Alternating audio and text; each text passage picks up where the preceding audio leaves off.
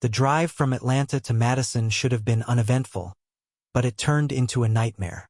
I'm Emily Turner, a 20-year-old Georgia Tech student who received a full scholarship due to my high school performance and my family's financial situation. My parents had recently moved to Madison, Wisconsin, and needed my help with their new house. I borrowed my friend Sarah's aging sedan for the trip, hoping for a smooth journey. Sarah's car, though a bit worn, was reliable. I packed a few changes of clothes, snacks, and a phone charger. The drive was scenic, transitioning from Georgia's lush landscapes to the rolling hills and expansive farmlands of Tennessee and Kentucky. By mid-afternoon, I needed a break. I pulled into a small rest stop, a modest facility with a convenience store, a few gas pumps, and some picnic tables scattered around. The parking lot was nearly empty, save for a few scattered cars. I parked the car, plugged my phone into the charger, and headed inside the store. The fluorescent lights buzzed overhead, casting a harsh glare on the shelves stocked with snacks and travel essentials. I grabbed a couple of granola bars, a bottle of water, and a pack of trail mix. The cashier, a young woman with a friendly smile, wished me a safe trip. As I left, I noticed a man loitering near my car.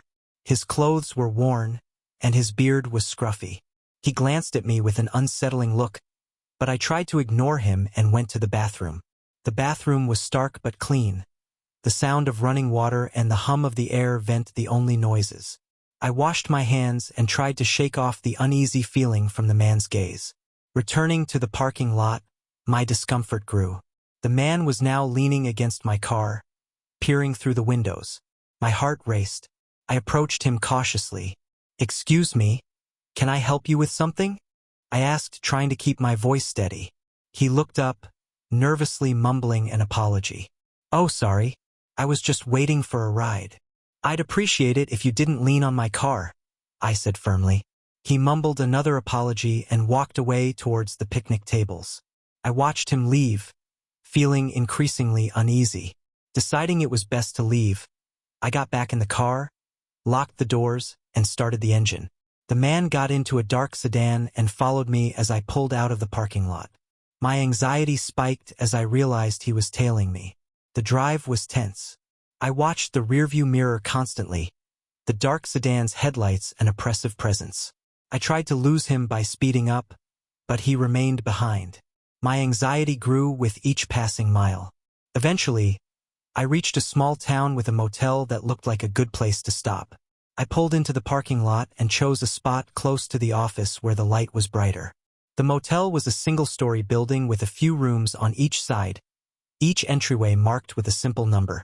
Inside the office, the clerk, a middle-aged woman with a warm demeanor, handed me the key to room 112 and directed me to the ground floor. I carried my bags to the room, my sense of unease still lingering. The room was basic but clean, with a single bed, a small TV, and a tiny kitchen area featuring a stove, microwave, and mini fridge. I set my phone to charge and decided to unwind. I went into the bathroom and took a long, hot shower. The steam filled the room, providing a welcome relief from the day's stress. After the shower, I wrapped myself in a fluffy motel-provided robe and walked back to the main area. In the small kitchen, I filled a pot with water, placed it on the stove, and turned the burner on. While the water heated, I settled at the kitchen table, flipping through TV channels.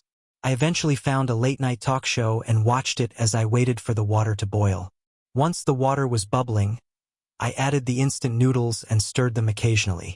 The aroma of the noodles filled the room, providing a small comfort. I poured myself a glass of water and set the table with a bowl and chopsticks. After finishing my meal, I decided to change into my night clothes. As I walked back to the bedroom area, I heard faint noises outside the room, muffled voices and footsteps. My heart skipped a beat. I stood still, listening intently. The noises were coming from just outside my door. I moved cautiously to the bathroom and peered through the peephole, but saw nothing. The corridor outside was dimly lit and empty. The noises persisted, growing louder. My anxiety escalated. I knew I should call the police, but my phone was still on the charger in the main area. Summoning my courage, I moved back to the bedroom and grabbed my phone. Just as I was about to dial 911, the banging started. It began softly but quickly grew into loud, aggressive pounding. "Let me in. I know you're in there. Open the door. You bitch." The man's voice was filled with rage and threats. "I saw you at the rest stop. Open up." Panic surged through me. I stumbled back, my hands shaking uncontrollably. The room seemed to spin as the banging grew louder. I fell to the floor, overwhelmed by shock and fear. My fingers fumbled on the phone. I managed to dial 911, my breathing erratic. The call was answered almost immediately. "911, what's your emergency?" The operator's calm voice cut through my panic. "Help, please," I stammered. "There's someone outside my motel room, banging on the door. He's threatening me." "Okay, stay calm. I'm sending officers to your location. Can you tell me the address of the motel?" I quickly gave her the motel's address, my voice trembling. "It's 112, street name. Please hurry." "Are you in a safe place right now?" she asked. I'm in the room, but he's trying to get in." "I'm so scared," I replied, my voice breaking. "Stay on the line with me," she said. "Lock the door and try to stay as quiet as possible." "Are there any other exits from your room?" "No, just the main door." "I'm alone," I whispered. "Okay, the police are on their way. They should be there shortly. Keep your phone close and try to stay calm. I'll stay on the line until they arrive." I held the phone to my ear, listening to the operator's soothing voice amidst the pounding on the door. The man's shouting continued, his threats growing more frantic. "Open the door. I know you're scared. You should be." The noise was deafening. I knew I needed to find something to defend myself with. I glanced around the room, seeing the knife in the kitchen. Following the operator's instructions, I moved quickly to the kitchen area. "Do you have anything you can use to defend yourself?" the operator asked. "Yes," I replied, my voice trembling but more focused now. "There's a knife in the kitchen." "Good," she said. "Grab it and keep it close. Help is on the way. Just stay on the line with me." I reached into the kitchen drawer and pulled out a sharp knife, gripping it tightly in my hand. My heart pounded as I moved back to the bedroom area, trying to stay out of sight of the door and windows. The operator's voice was a lifeline, keeping me grounded as the chaos unfolded. "Can you describe the person outside?" she asked. "He's tall, with a scruffy beard and dirty clothes. I saw him at the rest stop earlier today," I explained, my voice shaking.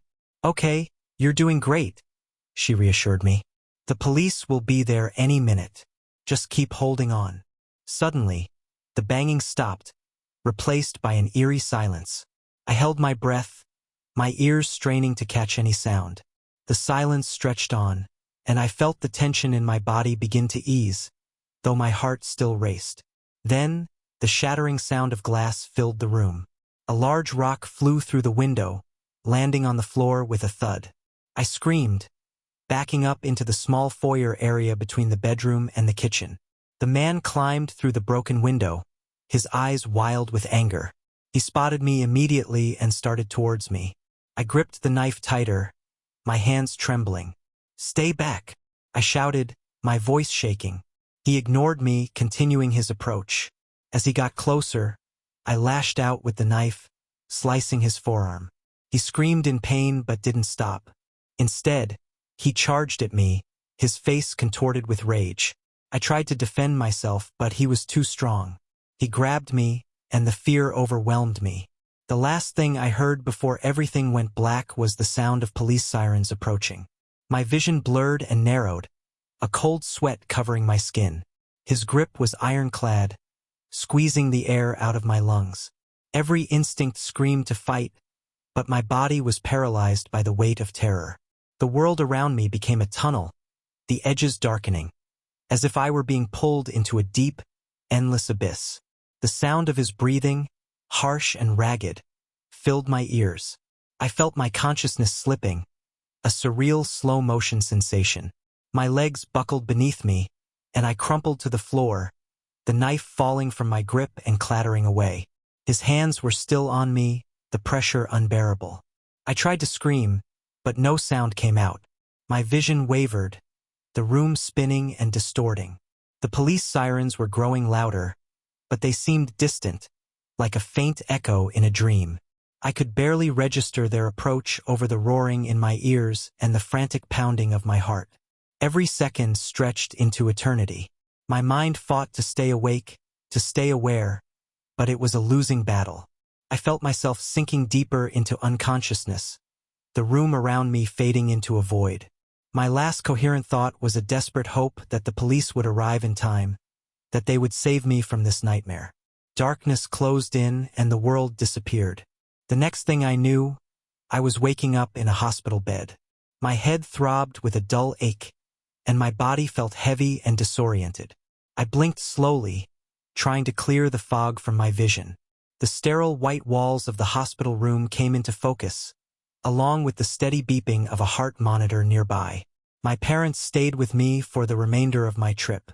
I helped my parents after recovering. My parents were kind enough to drive with me there and return. This day always affects me deeply whenever I am alone. My name is Rob Keller, and I'm 26 years old, living in Missouri.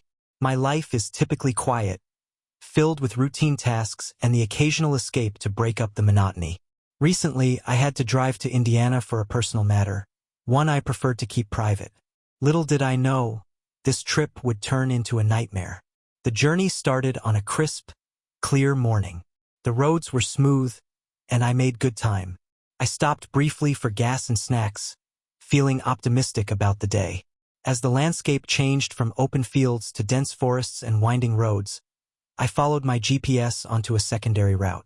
The GPS promised a shortcut, but it quickly led me down a deteriorating gravel path, filled with deep ruts and uneven surfaces. The forest closed in around me, the trees pressing in on both sides. The gravel road was treacherous, and I could feel every bump and jolt through my car. After an hour of navigating this rough terrain, I encountered a large fallen branch blocking the road. I attempted to move it but found it too heavy to manage alone. Frustrated, I decided to find another route and followed a narrow dirt path branching off the main road. This path led me to a secluded parking lot surrounded by thick woods. The lot was deserted except for a few old lampposts, many of which were shot out and broken. The entire area had an eerie, desolate feel. As I surveyed the surroundings, I noticed a group of people gathered in the lot. Their appearance was disheveled, and they carried a mix of pistols and shotguns. My instincts screamed that this was not a safe place. I tried to turn my car around and leave, but one of the men noticed me. "Hey, what are you doing here?" he called out, his tone menacing. "I'm just passing through.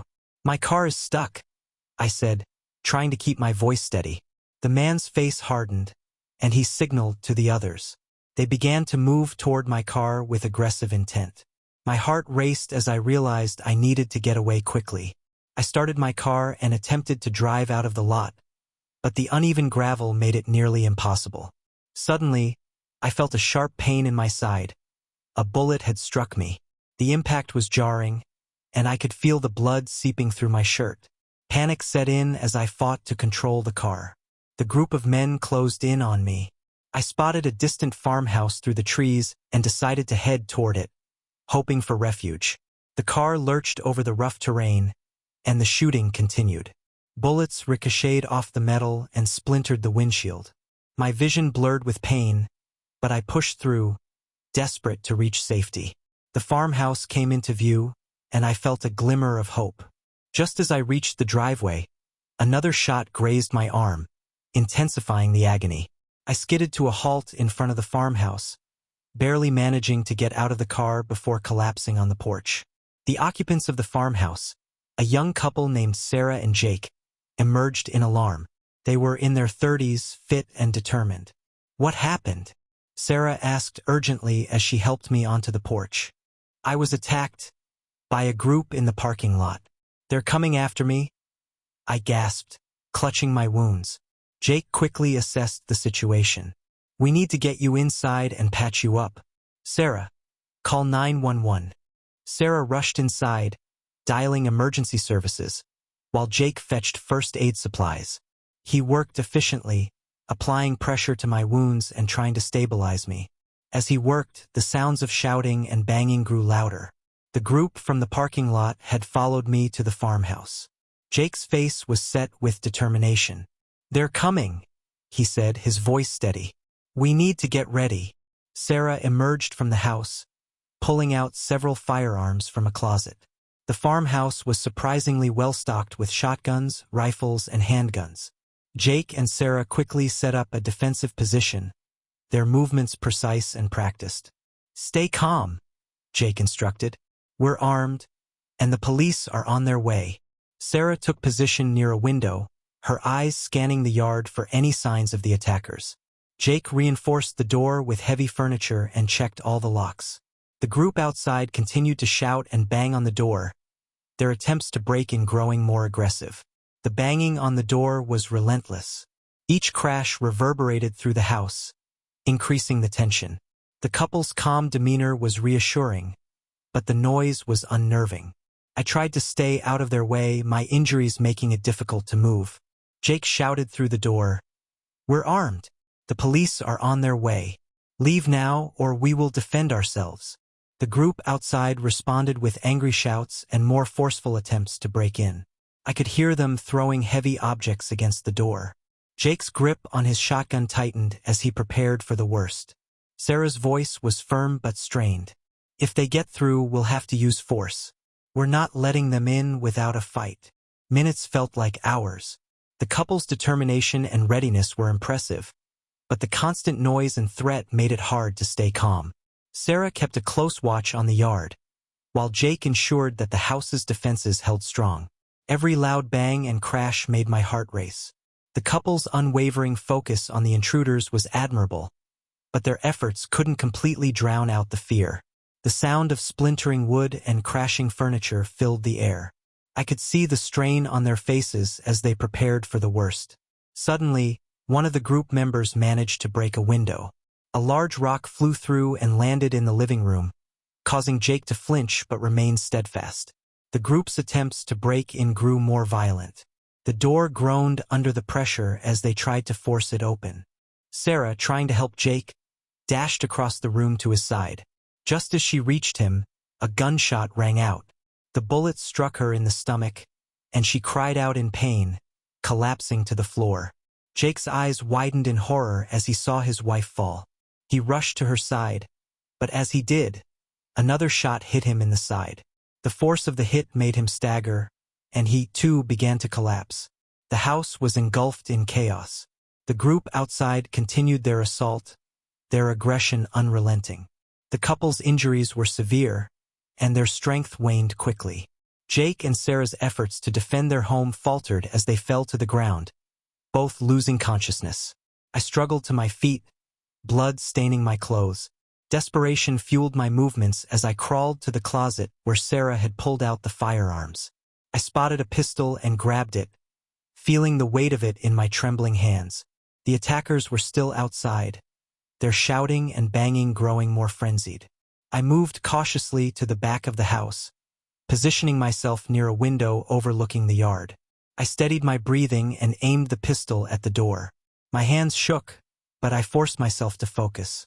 I fired several shots, aiming for the doorway where the attackers were trying to break in. Each shot was a desperate attempt to keep them at bay. The attackers' shouts grew more panicked as they realized that someone inside was fighting back. The sound of gunfire from inside the house made them hesitate, their attempts to force entry becoming less aggressive. I continued to fire, my aim becoming more accurate as I gained confidence. The attackers, now wary of the gunfire, began to retreat. I could see them pulling back, their figures disappearing into the darkness of the surrounding woods. The sound of their retreating footsteps was a small victory, but it was overshadowed by the dire situation inside the house. I returned to Jake and Sarah, my heart pounding. I attempted to wake them, shaking them gently at first. "Jake, Sarah, please wake up," pleaded, but they remained unresponsive. Their breathing was shallow and irregular, their faces pale. Desperation drove me to keep trying. I shook them more vigorously, tears streaming down my face. "Help is coming," You need to wake up. Please. I could hear the distant sound of sirens growing louder. The attackers had retreated, and the police were finally arriving. The noise outside was a mixture of relief and tension as the authorities took control of the situation. I kept trying to wake Jake and Sarah, but their conditions were worsening. Their injuries were severe, and it was clear that they needed professional medical help. The police arrived and secured the area. They began searching for the attackers and quickly identified the threat as contained. Paramedics arrived shortly after, and the house was swarming with emergency personnel. They carefully attended to Jake and Sarah, stabilizing their conditions and preparing them for transport to the hospital. I was also taken to the hospital, where my injuries were treated. The doctors worked diligently to patch me up, but my mind was with Jake and Sarah. I was deeply grateful for their bravery and the timely arrival of the authorities.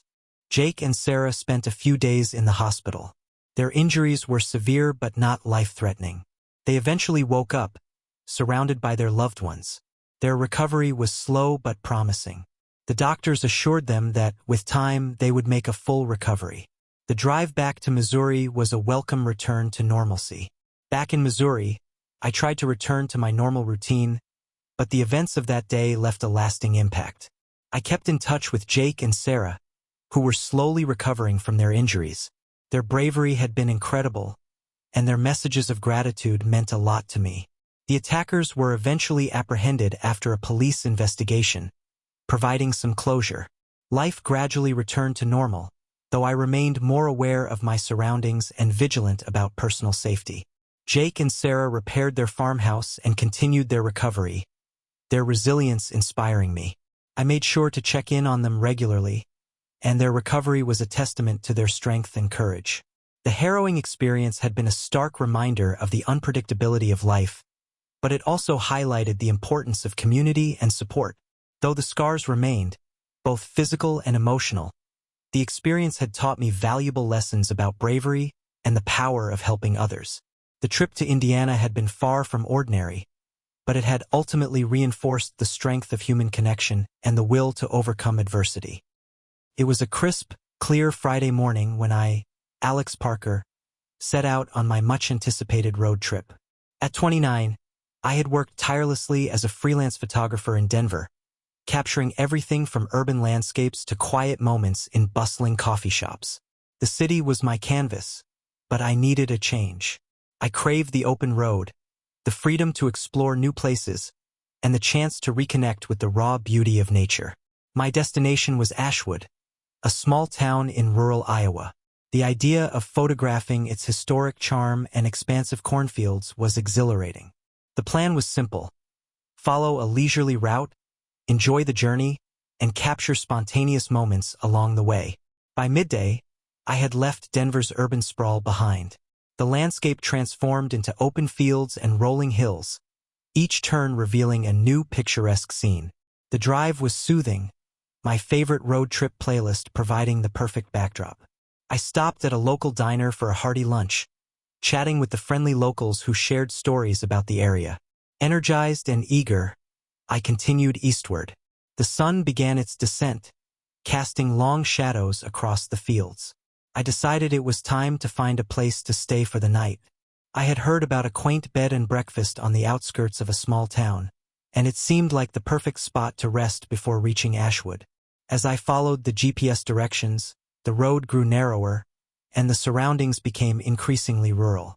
The fields and forests seemed to close in around me, their density a stark contrast to the open highways I had been traveling. Just as I approached the bed and breakfast, something unusual caught my eye: a dilapidated church standing alone in the middle of a vast cornfield. It was an imposing structure, its once majestic form now overshadowed by neglect and decay. The church's broken windows and overgrown exterior made it look hauntingly beautiful. My curiosity got the better of me. I decided to investigate, planning to quickly drive by and perhaps return the next day for a closer look. As I drew nearer, I noticed several cars parked haphazardly in front of the church. The scene was unusual, but I was too intrigued to turn back immediately. I slowed my car, peering through the cracked windows of the church. The sight that greeted me was unsettling. Shadows moved erratically, and I could hear muffled voices. It seemed like a group of people was gathered inside, and their tones suggested something more than a casual meeting. Unease settled in my stomach as I observed figures carrying what looked like weapons, pistols and shotguns. My heart raced, and a cold sweat broke out on my forehead. This was not the peaceful evening I had envisioned. I couldn't shake the feeling of impending danger. I quickly decided that investigating further was too risky. I reversed my car and drove away, trying to stay out of sight. The dirt road I had taken was lined with tall corn stalks, their rustling in the wind creating an eerie soundtrack. I glanced back at the church, the sight of the shadowy figures still fresh in my mind. My thoughts raced as I considered my options. I needed a place to hide until the situation calmed down. The cornfield seemed to stretch endlessly, with no clear landmarks or safe havens in sight. Then I spotted the old church again in the distance, and an idea struck me. It might offer temporary shelter until I figured out what to do. The church loomed ahead, its darkened silhouette even more imposing now that night had fallen. I parked my car a good distance away, hidden behind the dense cornfield. The area was bathed in darkness, broken only by the intermittent flashes of lightning in the distance. I grabbed a flashlight and made my way toward the church, every step feeling like it echoed in the silence. The heavy wooden doors creaked loudly as I pushed them open. The interior was a time capsule of decay. Peeling wallpaper, broken pews, and a thick layer of dust covering every surface. The musty air was oppressive, and the silence was broken only by the distant sounds of the group outside. I quickly moved through the church, searching for a place to hide. The back of the building contained a small storage room. I squeezed inside and closed the door behind me. The room was dark, the only light coming from my phone's flashlight. I sat quietly, my heart pounding as I tried to make sense of what was happening outside. The silence outside was unsettling. Every creak and rustle seemed magnified in the darkness. I could hear footsteps and occasional shouts from the group, their voices growing louder as they moved around the church. My pulse quickened, and I could feel my anxiety rising. I checked my phone and saw that I had a signal. I decided to call 911, hoping that the authorities would arrive quickly. My hands shook as I dialed the number. 911, what's your emergency? I'm at an abandoned church in a cornfield near Ashwood, Iowa. There's a group of people here and they're armed. I don't know what they're doing, but it's definitely not good. I'm hiding in a storage room, but I'm scared they might find me. Stay calm. Can you give me your exact location? I'm not sure of the exact address, but the church is about 2 miles off the main road, surrounded by cornfields. I can see a dirt road leading back to the main highway. Okay, we're dispatching units to your location. Stay where you are and lock yourself in if you can. I'm already locked in a storage room. I'll stay put. The operator assured me that help was on the way.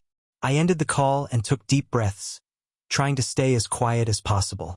My phone's light was dim, but I kept it off to avoid drawing attention.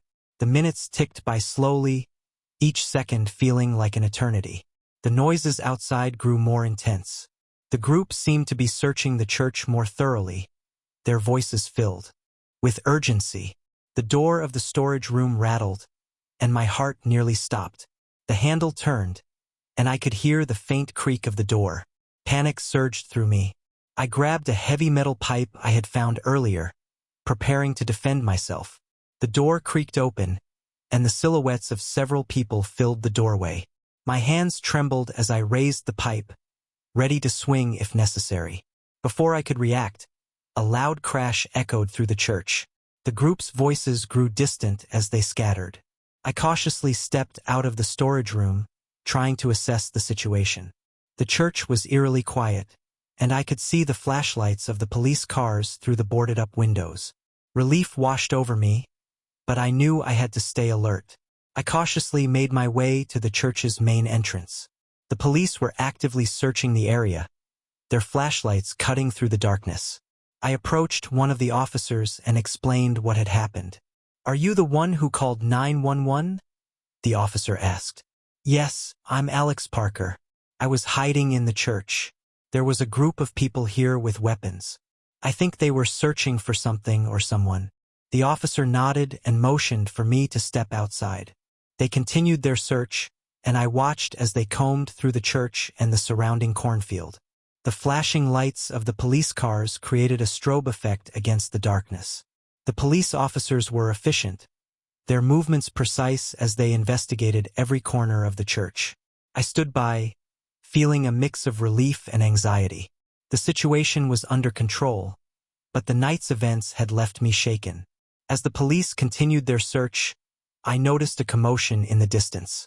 A few cars had returned, and the group of people reappeared.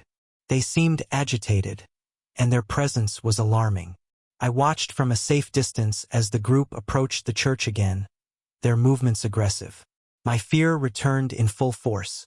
I needed to protect myself and the officers who were working to secure the area. I decided to go back inside the church, hoping to find a way to defend myself if the group tried to break in. I grabbed a pistol that one of the officers had given me earlier, my hands still shaking. I took up a position behind the main entrance, ready to shoot if necessary. The door was sturdy, but the group's attempts to break in could be relentless. The group began to pound on the door, their shouts growing louder. The sounds of their efforts were deafening, and I could see their shadows through the cracks. The tension was unbearable, and my grip on the pistol tightened. The group's pounding on the door was relentless. I fired a warning shot into the air, hoping to deter them. The noise was deafening, and I could see the fear in the eyes of the officers as they took cover. Suddenly, one of the group members tried to break a window. The loud crash echoed through the church, and a large rock flew through the shattered glass. The group's efforts to break in were becoming more desperate. In the chaos, I saw two of the group members rush through the broken window and enter the church. My heart pounded as I prepared to defend myself. I aimed the pistol at the doorway and fired, hoping to keep them at bay. Just as the situation seemed to reach its breaking point, the sound of sirens grew louder. The police arrived in full force, their vehicles surrounding the church. The group now outnumbered, and if you have a story that you would like us to narrate, please contact us and send the story over at contactthorfiles@yahoo.com. This email address can also be found on our YouTube channel page. If you enjoyed today's stories, we would appreciate it if you would support our channel providing gripping horror stories for free on YouTube by liking and sharing this video as well as subscribing to the channel. Thank you for tuning in today and hope to see you again tomorrow at youtube.com/@horrorfilestv.